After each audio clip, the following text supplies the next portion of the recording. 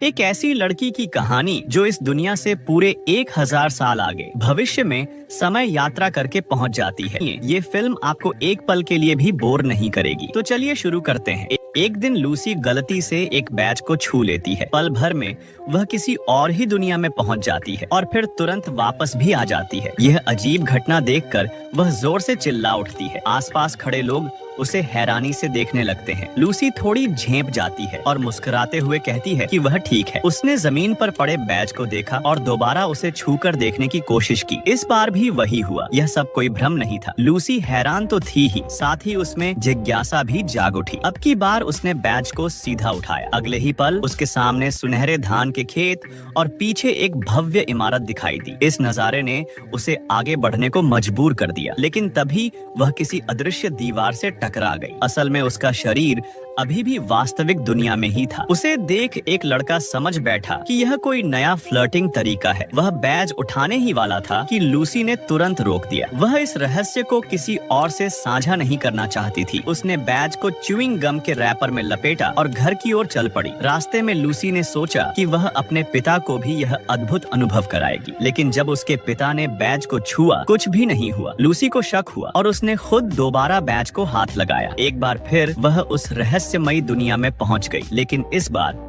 उसने महसूस किया कि वह बहुत तेजी से कहीं जा रही है। उसके पिता को लगा कि बेटी मजाक कर रही है और गुस्से में आकर बैज जब्त कर लिया। लूसी इतनी आसानी से हार मानने वाली नहीं थी। रात को जब पिता सो गए तो वह चुपचाप उनके कमरे में गई और बैज उठाने लगी। जैसे ही उसने बैज को छुआ, वह फिर उसी सुनहरी दुनिया में पहुंच गई। अब उसने बिना समय गंवाए सीधा इमारत की ओर कदम बढ़ाया, पर फिर से हवा की दीवार ने उसे रोक लिया। लूसी समझ गई कि असली दुनिया की कोई दीवार आड़े आ रही है। तभी उसके दिमाग में एक उपाय आया। वह दिशा तय कर एक साइकिल पर सवार हो गई और उस दिशा में चल पड़ी जहां इमारत थी। एक खुले मैदान में पहुंचकर, जहां कोई बाधा नहीं थी, उसने बैज निकाला। इस बार वह सीधे उस इमारत के भीतर पहुंच गई। उसके सामने एक भविष्य की टेक्नोलॉजी से भरपूर शहर था, जहां बिना ट्रैक के चलती हुई ट्रेनें थीं, रॉकेट जो खुद वापस उतर सकते थे, यहाँ तक कि गुरुत्वाकर्षण को मात देने वाले स्विमिंग पूल भी। लूसी रोमांच से भर गई। वह फौरन एक ट्रेन में चढ़ गई और बाद में एक रॉकेट लॉन्च पैड की ओर बढ़ी। वह रॉकेट में चढ़ने ही वाली थी कि उसके पैरों में भारीपन आ गया। बैज के पीछे एक काउंटडाउन भी शुरू हो गया था। वह जिद से आगे बढ़ने लगी, लेकिन अचानक ही वह वापस असली दुनिया में खिंच गई। घर पहुंचते ही उसने इंटरनेट पर इस बैज से जुड़ी जानकारी खोजना शुरू कर दी। उसे पता चला कि एक जनरल स्टोर ऐसे बैज इकट्ठा कर रहा है। वह तुरंत वहां पहुंची। स्टोर की मालकिन को सच में इन बैजों की जानकारी थी। उसने बताया कि ये बैज टुमारो वर्ल्ड, भविष्य की दुनिया में जाने का पास है और इन्हें सिर्फ चुने गए लोग ही इस्तेमाल कर सकते हैं। जब लूसी ने बताया कि उसे नहीं पता बैज किसने दिया, तो मालकिन नाराज हो गई। उसे लगा लूसी उसे मूर्ख बना रही है और उसने 2 खिलौना गन निकालकर धमकाना शुरू कर दिया। लूसी को लगा ये मजाक है, लेकिन अगले ही पल वह डर गई। तभी खिड़की से एक मेटल बॉल अंदर आ गिरी। मालकिन ने तुरंत खतरा भांप लिया, लेकिन बहुत देर हो चुकी थी। एक लड़की खिड़की तोड़कर अंदर आई और लूसी को बताया कि यह टाइम बम थोड़े समय तक ही असर करेगा। अगर वह तुरंत नहीं निकली तो लेजर किरणों से उसकी मौत हो सकती थी। लूसी का हाथ बैज पर जमी हुआ था। वह चाहकर भी उसे निकाल नहीं पा रही थी। नई लड़की ने उसका हाथ पकड़कर आखिरी सेकंड में उसे बाहर खींच लिया। इसके बाद दोनों ने मिलकर स्टोर मालिक से लड़ाई की। यह नई लड़की आकार में छोटी थी, लेकिन ताकत में किसी से कम नहीं। कुछ ही पलों में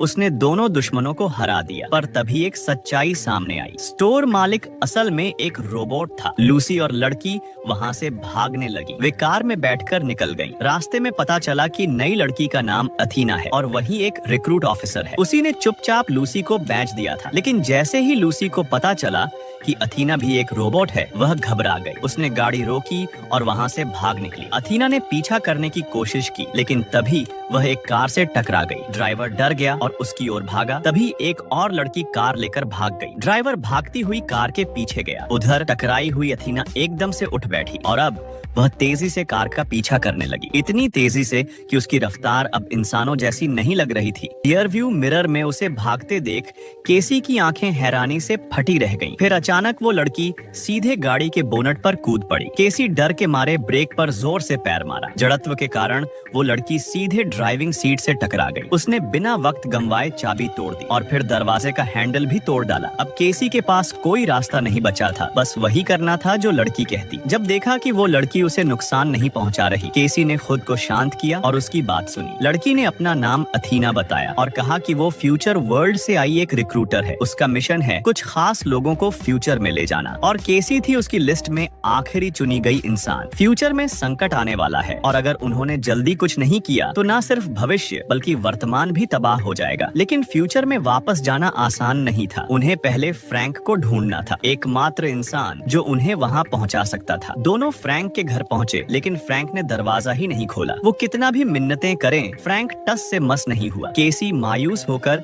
आसपास घूमने लगी। उसे दिखा कि घर के चारों तरफ कई सिग्नल रिसीवर लगे थे। तभी एक टूटी गाड़ी ने उसे आइडिया दिया। फ्रैंक ने अचानक देखा एक जलती हुई गाड़ी उसके घर की तरफ आ रही थी। वो फौरन फायर एक्सटिंग्विशर लेकर बाहर दौड़ा, पर जब आग बुझाई तो समझ आया वो केसी के हाथी को चुपके से भगाने वाले प्लान में फंस चुका था। अब केसी घर के अंदर थी। वो सीधा कंट्रोल रूम तक पहुंची, जहां मॉनिटर पर दुनिया भर की तबाही के दृश्य चल रहे थे। टेबल पर एक काउंटडाउन डिवाइस रखा था। तभी फ्रैंक सीक्रेट टनल से बाहर आया और सब कुछ साफ साफ कह डाला। दुनिया बस 59 दिनों में खत्म हो जाएगी, कुछ भी करने से फर्क नहीं पड़ेगा। लेकिन केसी ने मानने से इनकार कर दिया। उसने कहा किस्मत हमारे हाथ में होनी चाहिए। उसी पल स्क्रीन पर 100% से 99% हो गया। फ्रैंक हैरान रह गया। क्या वाकई ये लड़की कुछ बदल सकती है? अथीना से मिलकर तीनों फ्रैंक के सीक्रेट बेस पहुंचे। वहाँ एक ट्रैवल पॉड रखा था। उसे ऑन किया गया और अचानक केसी को चक्कर आने लगे। होश आने पर वो खुद को पेरिस के आईफल टावर पर पाया। एक कमरे में उन्हें 4 जीनियस साइंटिस्ट मिले, जिन्होंने फ्यूचर वर्ल्ड से कनेक्शन बनाया था। उन्होंने एक स्विच ऑन किया और पूरा आईफल टावर 2 हिस्सों में बंट गया। नीचे से एक जायंट रॉकेट ऊपर उठने लगा। केसी, अथीना और फ्रैंक उसमें चढ़े और रॉकेट हवा में उड़ा। एक ऊंचाई पर पहुंचने के बाद रॉकेट का बूस्टर हिस्सा अलग हो गया और कैप्सूल उलटी दिशा में घूमकर अत्यधिक स्पीड में पृथ्वी की ओर आया और फिर उसने स्पेस टाइम बैरियर को तोड़ दिया। अब वो फ्यूचर वर्ल्ड में थे, लेकिन यहाँ सब उजड़ा हुआ था। फिर कुछ फ्लाइंग व्हीकल्स आए और उन्हें डेविड, फ्यूचर वर्ल्ड के गवर्नर के पास ले जाया गया। फ्रैंक ने डेविड को बताया कि केसी शायद दुनिया को बचा सकती है। डेविड उन्हें टाइम मॉनिटरिंग टावर ले गया, जहाँ क्वांटम टेक्नोलॉजी से वो न सिर्फ भविष्य देख सकते थे बल्कि अतीत भी। केसी ने देखा 3 दिन पहले का खुद का अक्स। फिर उन्होंने देखा युद्ध, न्यूक्लियर धमाके, बाढ़ और तबाही। केसी डर गई और पूछा अगर ये सब पहले से जानते थे तो लोगों को फ्यूचर वर्ल्ड क्यों नहीं लाया गया? डेविड बोला ये सब इंसानों की अपनी करनी है। हम केवल टैलेंटेड लोगों को ही अपनाते हैं, वरना यहाँ भी तबाही मच जाएगी। केसी को ये गलत लगा, पर वो कुछ कर नहीं सकी। तभी उसने नोटिस किया डूम्सडे इमेजेस थोड़ी देर के लिए बदली। उसे समझ आया ये मशीन फ्यूचर नहीं दिखा रही बल्कि डर और नकारात्मकता फैला रही है, जिससे लोग धीरे धीरे खुद तबाही की तरफ बढ़े। अब उन्हें समझ आया असल खतरा टाइम मॉनिटरिंग टावर है। वो फिर से डेविड के पास गए और उसे सब बताया, पर डेविड को कोई फर्क नहीं पड़ा। फ्रैंक को समझ आ गया ये सब प्लान उसी का था। फ्रैंक ने डेविड पर हमला किया, अथीना ने रोबोट्स से लड़ाई शुरू की और केसी ने एक बम फेंका